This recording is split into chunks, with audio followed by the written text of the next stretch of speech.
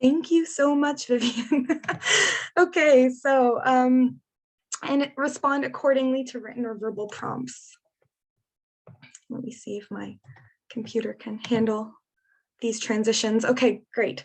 Digital AI, that lacks a physical form, as you might think, but might be housed within a physical form. So Siri isn't an entire form, but she is a component, or isn't an entire iPhone, but she is a component of the iPhone, and so she's a digital AI.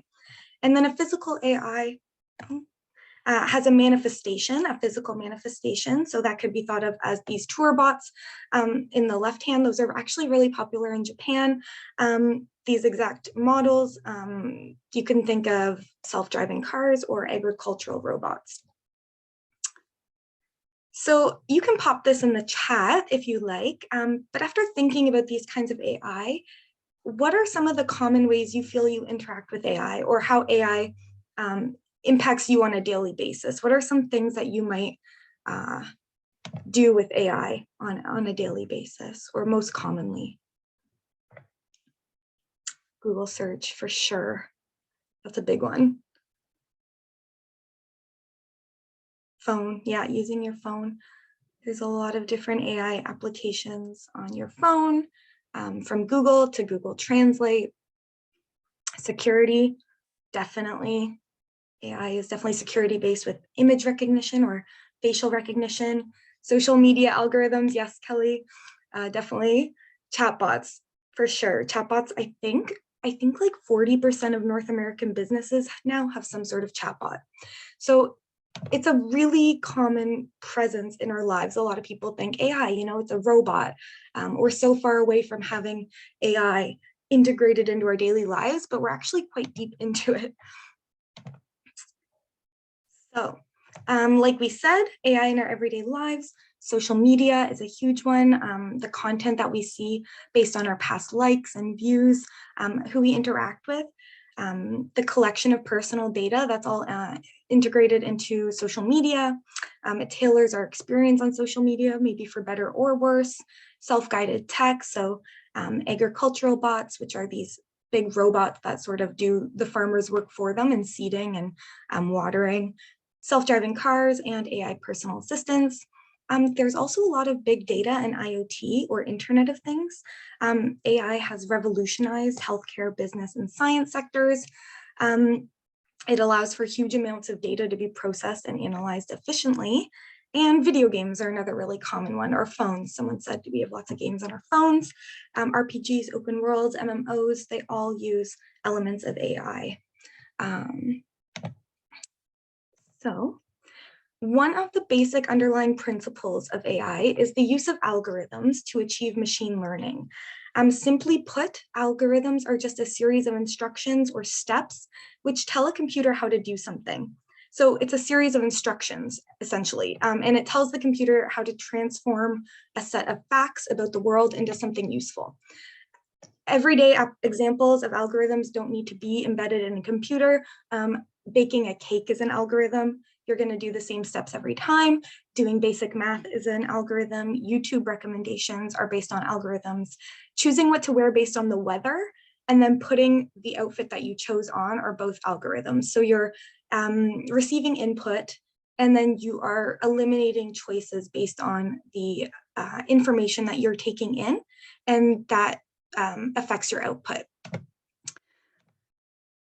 So I'm going to go over this really quickly because we're going to come back to this cycle. But a lot of people, when thinking about the ethics of AI, think that algorithms are completely objective. They're based on math and computer science principles. They don't have bias. However, algorithms and excuse me, AI in general do have a big dark side. So the 4 stages of ethical AI is a model developed by 7data, which is a tech company, and it describes the cycle of algorithmic bias. And this is really important for this presentation. And we're going to explore this further soon, but essentially I'll go over it really quickly. When we're developing algorithms, it's incredibly easy to allow real-world biases, systemic biases, to manifest within data sets. And again, you're going to understand what this means in just a little bit, but biased data sets are put into practice by a company So if somebody's developing with a data bias, those that data set is informing the algorithm, which is then put in practice by a company, which reinforces real world bias. Now, I know that's a lot to take in, so we're gonna do a quick exercise to sort of reinforce what I mean.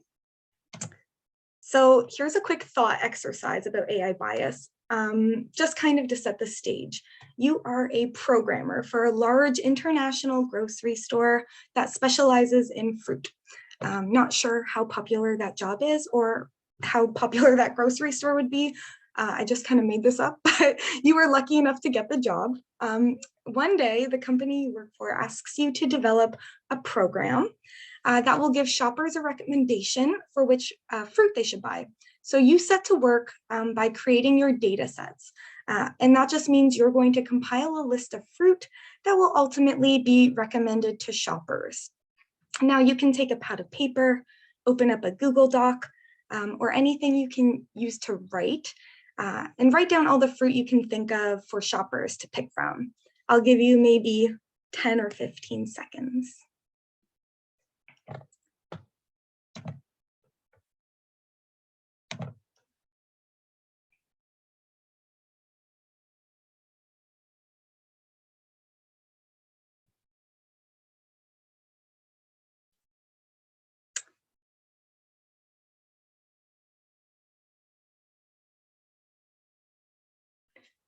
Awesome. So I'll stop you there. And if anybody wants to put some of the fruit they listed in the chat, that would be amazing.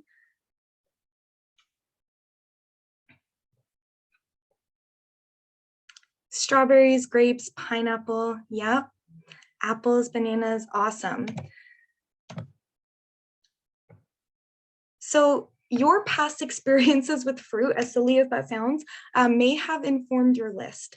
You could have common fruits to North America, like pears, apples, bananas, kiwi, mangoes, but you might not have included fruits from other parts of the world, like yuzu, kola, aki, or rambutan.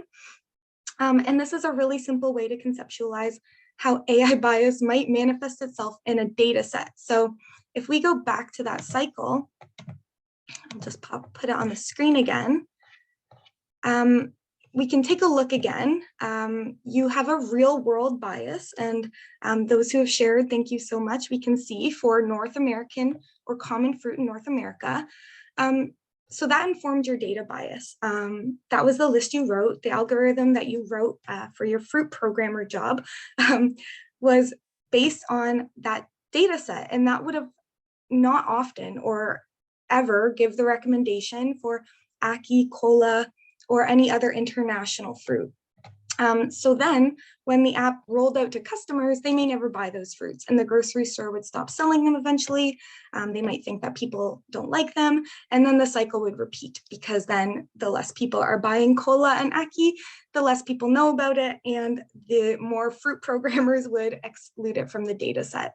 Now that's just a silly little exercise I thought of, but it reflects these stages. And let me just find my next slide here. This isn't just a theory of what could happen. It is actually extremely prevalent with AI applications. So when thinking of AI bias in society, there is huge amounts of racial, religion, and gender bias and discrimination. So as some examples, both facial and skin recognition softwares have had long-standing issues with accurately identifying darker skin tones. And an example of this is self-driving cars. So self-driving cars have a disproportionately higher rate of striking pedestrians if they have darker skin. Similarly, in the United States, there's an overrepresentation of people of color in prison, which in turn affects software that is used to maintain various databases in the criminal justice system. There's also problems with automatic hand dryers and taps that can't detect dark skin. There's lots of YouTube videos on this about people reporting their own experiences that I highly recommend you take a look at. In terms of religious discrimination, there have been multiple firsthand accounts of AI programs being unable to recognize individuals wearing religious head coverings, even if those religious head coverings do not obscure their face. So, and actually, I'm not sure if anybody here has listened to the podcast Skeptic's Guide to the Universe before, but I was listening to it today, and there's a new AI art generator game where you can type something in and it generates a picture, and it's very sophisticated AI technology. Well, it turns out that the pictures have a lot of racial and gender stereotypes embedded within them. So if you might ask for a picture of a certain profession, it's going to give you a very stereotypical representation. So these are just some of the ways that AI bias manifests in society. And there's the case of Amazon, and this is gender bias in AI. So in this case, the AI development team was tasked with developing a new software at the Amazon warehouse that would grant interviews to applicants. But the data set, much like your fruit, was taken from previous year's applicant resumes and cover letters. And then because mostly males were hired to work at the warehouse in previous years, the algorithm was trained to filter out words like girls club or women's league, and that led to less women being granted interviews. So you can kind of see this cycle repeating itself to sort of inform the data sets, which then in turn are put into practice by companies and reinforce systemic bias in society. There's also the gender bias in women and girls being targets of cybersecurity. So for instance, deep fakes, which are neural networks. I'm not sure if everyone knows what they are, but they're basically just a video with another person's face superimposed onto it, doing an action that they never did to make it look like that. And women are disproportionately targeted for deep fakes, and they're at significantly higher risks than men specifically. And we'll talk about a little bit why this is. So what is the root issue with these biases? It stems mainly from the gender gap in STEM, according to research, which is especially wide in the tech fields. And this can contribute to AI bias through underrepresentation of women and other minorities in data sets and machine learning algorithms. Just like if you think back to the fruit, if only one narrow perspective, us being in North America and knowing only North American fruit, if only one perspective is being included in the picture of AI, those biases are going to come out in the AI. Stereotype threat is another real player in the gender gap in STEM. There have been studies that show girls and women perceive STEM and especially technology to be a guy thing, quote unquote, and heteronormative gender pathways are imposed on children from birth. Those reinforce those beliefs. For instance, when I say embedded gender pathways or heteronormative gender pathways, from birth, boys are often gifted chemistry sets or engineering sets, and girls are often given kitchens and easy bake ovens. Studies show there's also an emphasis for girls to go directly into STEM to help people directly, or animals. So they end up going into life sciences or medicine, which shows that we still don't recognize tech as something that can contribute positively to society if it's developed with diverse perspectives included. So the only way we can really fix these issues is by supporting girls' interest in STEM, facilitating conversations around the ethics of AI, and really encouraging students to be the change makers. Other ways we could support students is by ensuring that there are adequate role models that set an example of women in STEM. That's a very important thing for girls to have. This could be online or in person through mentorship, for example. Through exposure to role models, girls begin to develop something called a STEM identity, or it's referred to in the literature as STEM identity, meaning that they see STEM jobs as a possibility for their future selves. Kang and colleagues have done really great work on that. But they note that often girls, especially girls of color or girls who are not white, often are not given substantial chances to develop STEM identity. Research also suggests that constructivist and social constructionist learning or maker-based pedagogies, especially when coupled with strong social networks, can be an effective way for girls to garner interest in STEM through open-ended interest and interest-driven tasks.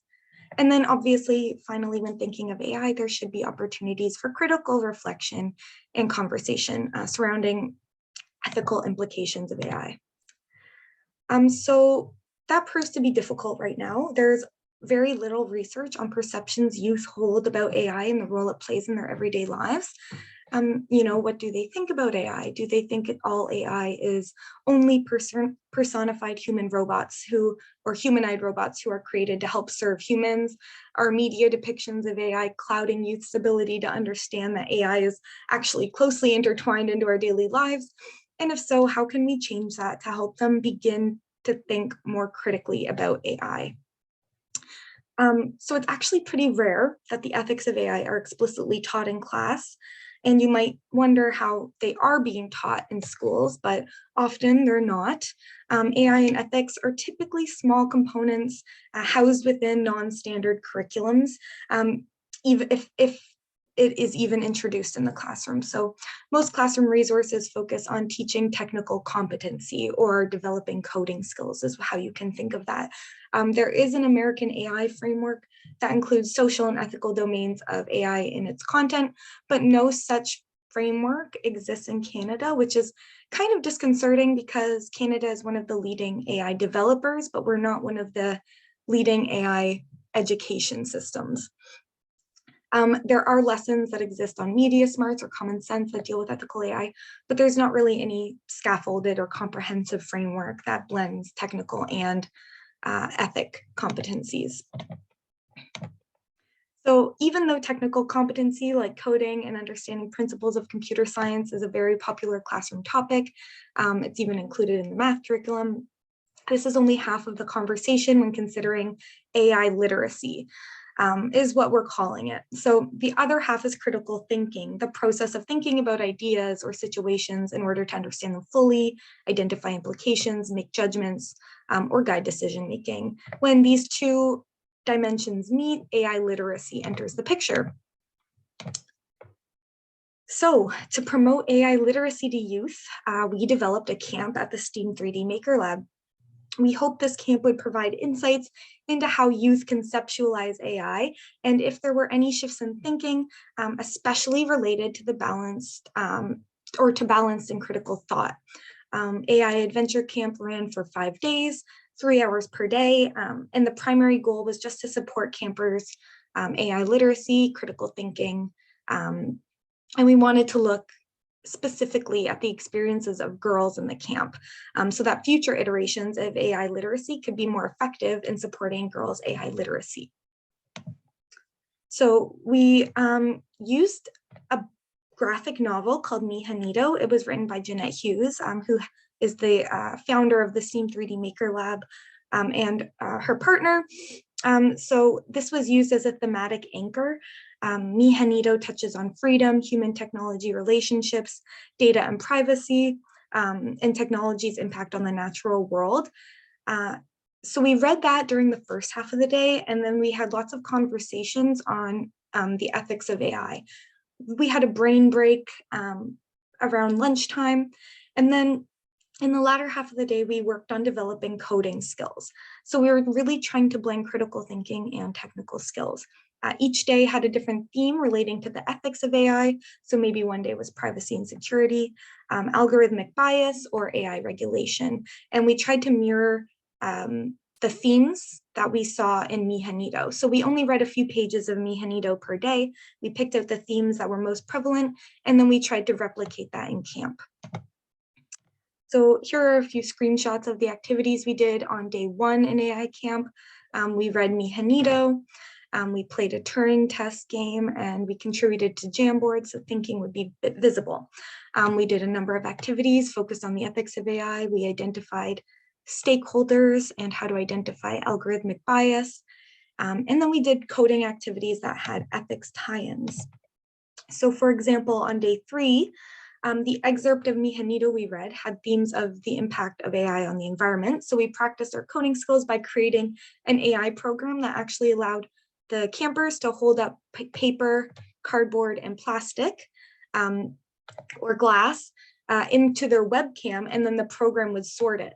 There's an amazing resource called Dancing with AI that has these templates ready to go, and it uses Scratch to do these really sophisticated AI programs. However, one of the most effective tools we used was called Teachable Machine, and I'd love to share it with you. So we are going to build an algorithm using Teachable Machine, and I'll do a quick tutorial, and then I will give you some challenges so you can kind of see how easy it is to program something with a bias. So I'm going to stop my share. I'll put the link in the chat to Teachable Machine, and then I'll share my screen again, and I should be showing Teachable Machine next time you see me. You just find it. So if you navigate,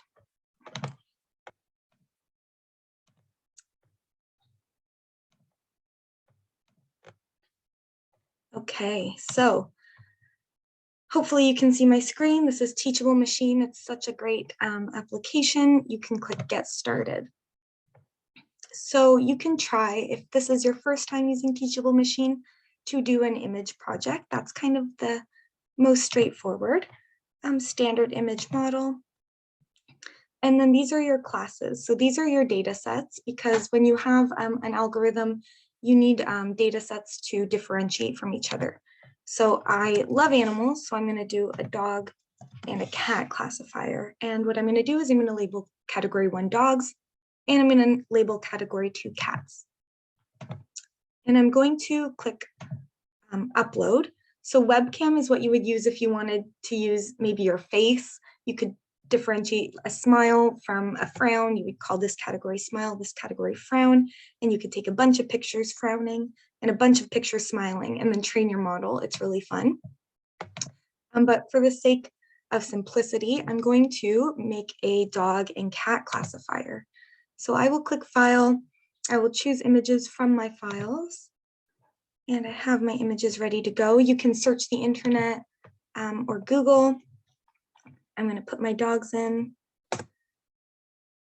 So those are my 8 image samples. And then I'm going to go to my cats. And I'm going to get my cats. And then once I'm done, I will click Train Models. So it's going to take a second to train. So once it's trained, this tab on the left, or sorry, on the right will pop up. Right now it says my input is webcam. I'm going to switch that to file. And if I click choose image from your files, I can choose a dog to test. So if I want to see if my model works or my training model works, I can upload a dog I didn't put in my training set, which is my test dog down here. And I'll see if it thinks it's a dog. Oh, so it thinks it's 50% a dog and 50% a cat. And that might be because my cats are kind of fluffy and this dog doesn't really look like these dogs up here. So maybe I'll try a different dog. Let's see, I didn't put this dog in, but this dog, it's 100% sure is a dog. So you can kind of see the ways that the data sets, it kind of relies on what you enter to give you accurate output or not. I can also try with a cat. I tried to choose a cat that didn't really look like many of my cats. It thinks it's a dog. So that tells me I definitely need more samples of cats. This cat's wet, so maybe I need to put more, disheveled looking cats in my cat category. Or maybe I need different dogs. So I would love for you to sort of get a feel for this. I'll stop sharing and I have some challenges on the screen. If you want to take your hand at doing one of the challenges, let me just put them back up on the screen.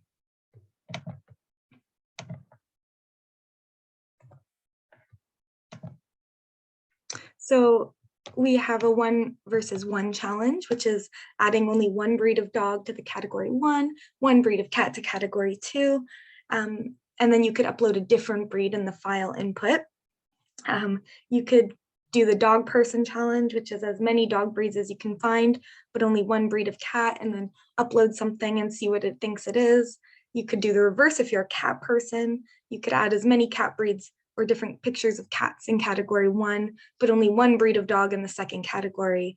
You could do a webcam challenge, which is using your webcam to sort of smile from a frown. Or you could do a fruit challenge, because we're all fruit programmers here today. You could do 3 categories, doing underripe fruit, maybe underripe bananas, perfect bananas, and then overripe bananas, and see if you can get it to be very accurate for that. So if anyone has any questions, I'll give you guys a few minutes, maybe 15 minutes to work on that, or 10 minutes. It's kind of easy. If you have any questions, or if you have any comments on Teachable Machine, I would love to hear them. I think it's a great application. There's a lot you can do with it in the classroom. Put these up. Oops. I'll leave these up, and if anyone has any questions, I'm just going to mute myself to cough.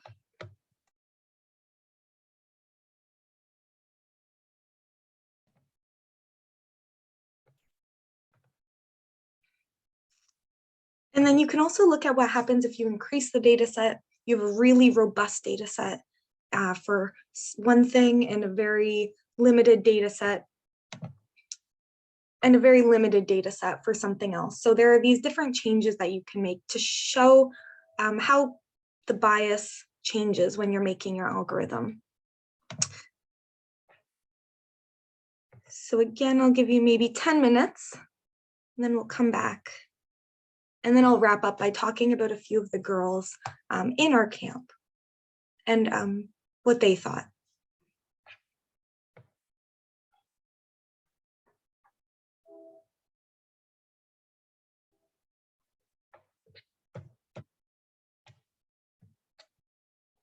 Is everybody okay with Teachable Machine? Is anybody stuck or have any problems? Feel free to come on mic or pop your questions in the chat or comments. And I'm so sorry if you hear the train. We live very close to the train tracks.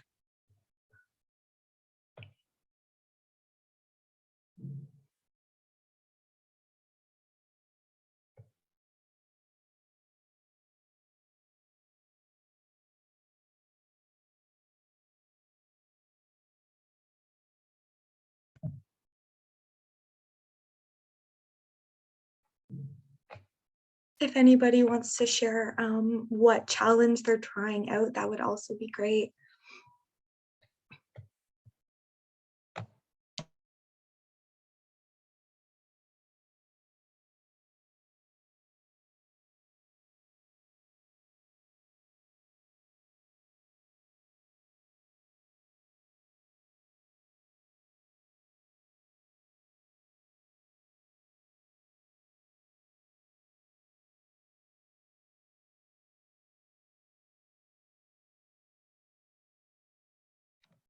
One thing we really like doing in camp, Kelly, is making a classifier. So for instance, cats versus hamsters.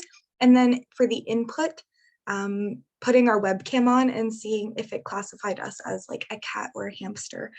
Sometimes it was insulting, but mostly we got a kick out of it.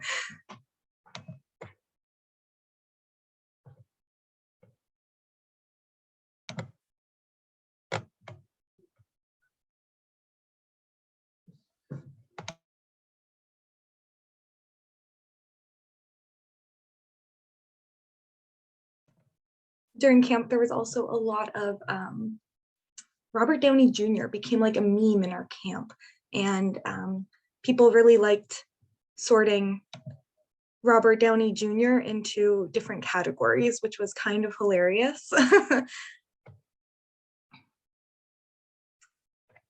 So if everyone, I'll give you maybe 5 more minutes to try your hand at one of these challenges.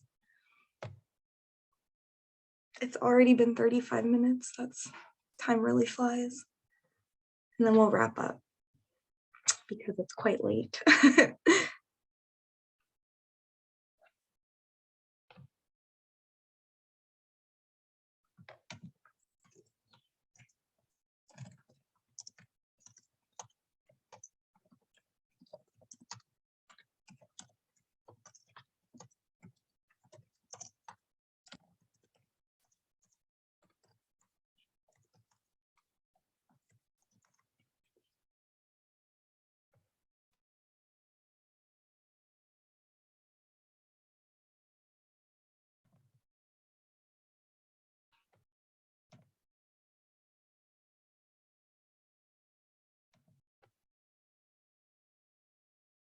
It's really good too, because you can let the students choose what they want to classify.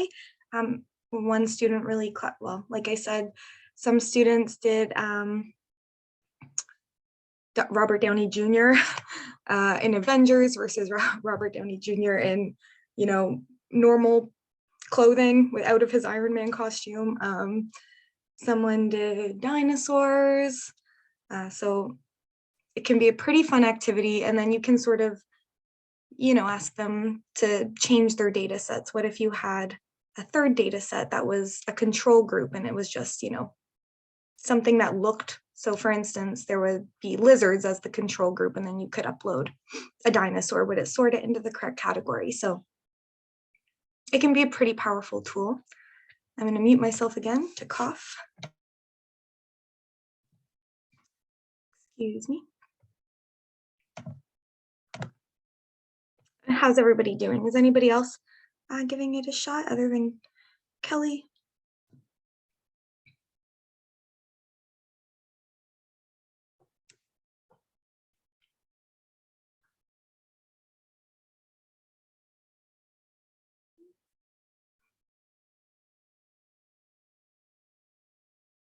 Okay, so maybe I'll just ask you to wrap up in the next minute, and then we'll talk about some girls.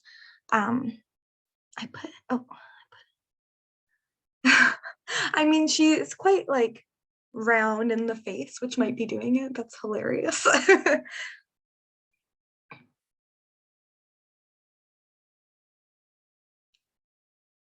So if anybody's still working, Kelly put Hello Kitty in for her cat versus hamster classifier, and Hello Kitty is in fact 83% hamster and only 17% cat.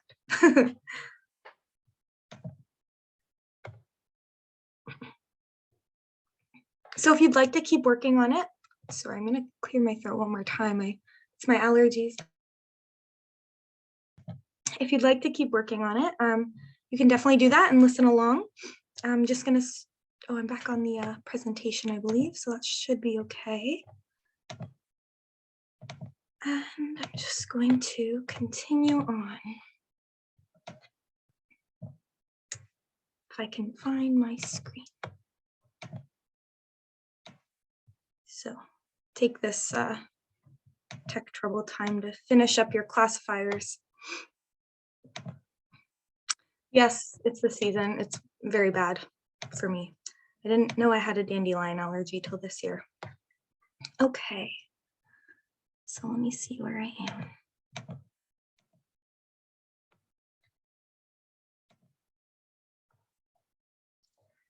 So if there's anything you noticed about using Teachable Machine that you want to share, please feel free to share in chat. It's a really easy way to build training models or algorithms, I find, without any coding knowledge at all. So it's very accessible. And it can demonstrate very easily what happens when you have a bias in your data set. Just like we sort of explored with the fruit sorting activity, you're always sort of drawing on your own personal biases. So maybe if you went back and you looked at the dogs you included in your dog classifier, maybe you had pictures that looked suspiciously close to your own dog. Or maybe you had your favorite breed of dog represented more highly. So you can always think back to that list of fruit. Nobody had yuzu on their list of fruit. Nobody had cola on their list of fruit, or ackee. So our biases are always sort of embedded, even if it's not intentional, into, or not always, but very easily embedded into our data sets if we're not very, very careful. And that's why it's so important to have a wide variety of perspectives and diversity in those who develop AI. Because if you have a single type of person developing it, it's sort of like their program is a reflection of them, again, whether that's intentional or not. So here are some snippets of participant's work. Her name was Allison. She was 12 years old. Oh, I think I've skipped a slide. Here we go. Perfect.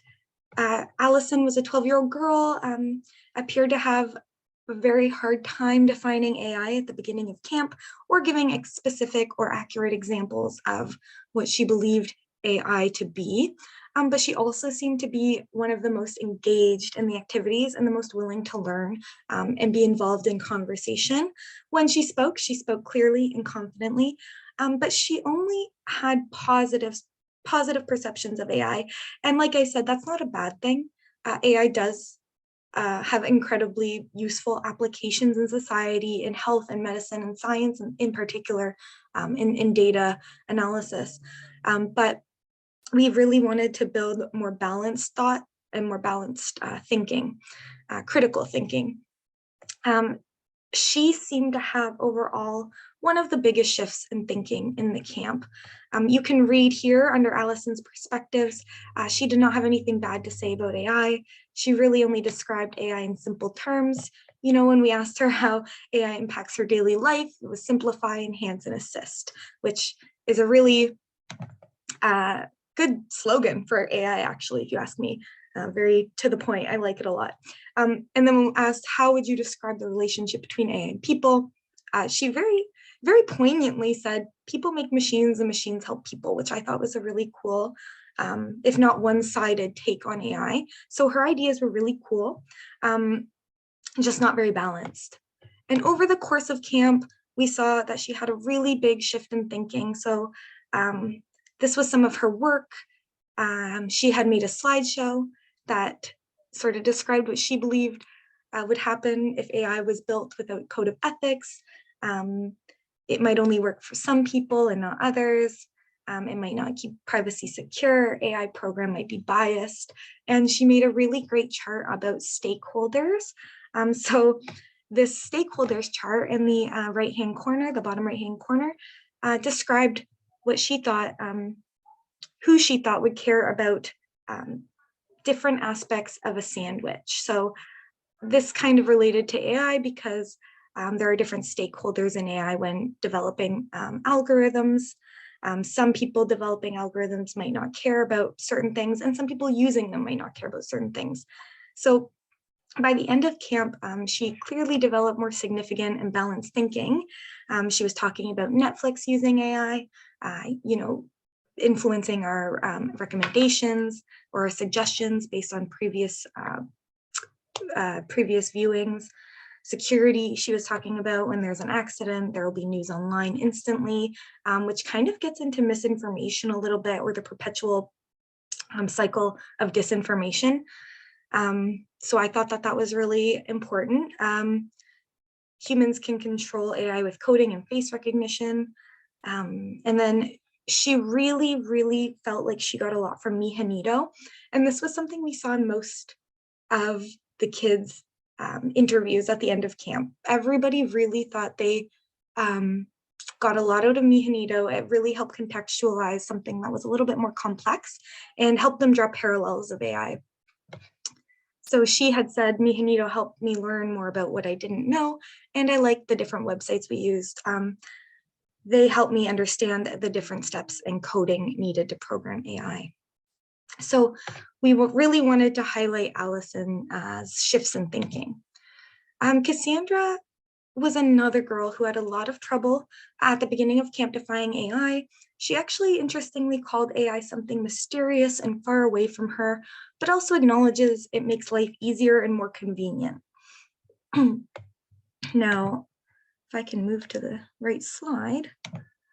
She didn't have as huge a shifts in thinking as Allison did, but she also had less block coding experience. She wasn't grasping the technical side of AI literacy as much as Allison was, who had that previous experience. So considering that, you know, being the very first time she ever used Scratch or learning about AI, it was great to see her describe AI at the end of camp. Not only did she understand it a little bit better, she also finished a few Scratch activities. She really liked the Scratch activities as well. Again, she cited Mijanito, helping her facilitate her thinking in that regard. And then on the right side is a sandwich algorithm that she created to make a sandwich. So The kids made algorithms based on something that they might do every day. And she made a sandwich and it was great. We actually tested it. One of our facilitators got two pieces of bread and saw if it was actually specific enough to work, and it did. So she definitely gained modest increases in both technical competency and shifts in thinking surrounding AI. Just quick notes that we found during camp. I'll just list them really quickly.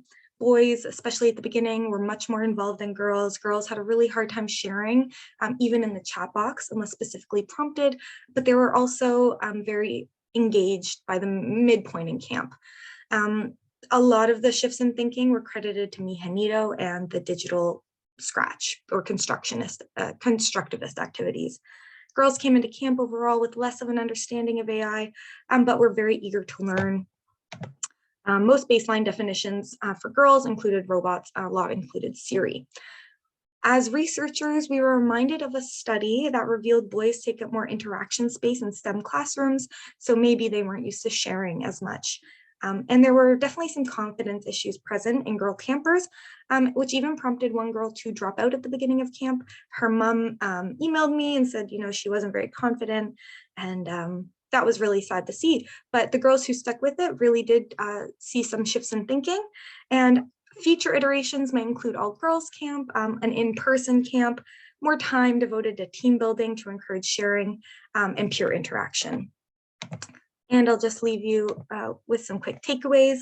Let's open the conversation about ethics of AI with our students, especially as it relates to bias and prejudice, support students' interest in STEM through constructionism, and provide examples of role models in tech, cybersecurity, and AI if possible, and introduce AI activities through exciting digital experiences like Scratch narratives, Teachable Machine, and Dancing with AI. Critical narratives like Mijanito can really help make meaning of abstract and complex ideas related to AI, and also is really engaging and motivational. And then just promote critical thinking and technical competencies for comprehensive AI literacy. So thank you so much for listening. Thanks for being with me on a Tuesday evening at almost 9 p.m. So I really appreciate that. Any questions, feel free to email me at tess.butler-ulrich at ontariotecU.net or janette.hughes at ontariotecU.net, and have a great rest of your night.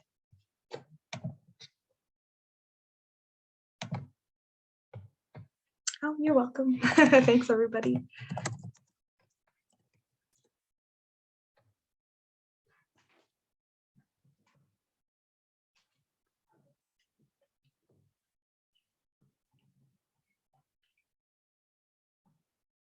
You're welcome, Vivian. Thanks for reminding me to record, and saying your name just reminded me to stop recording.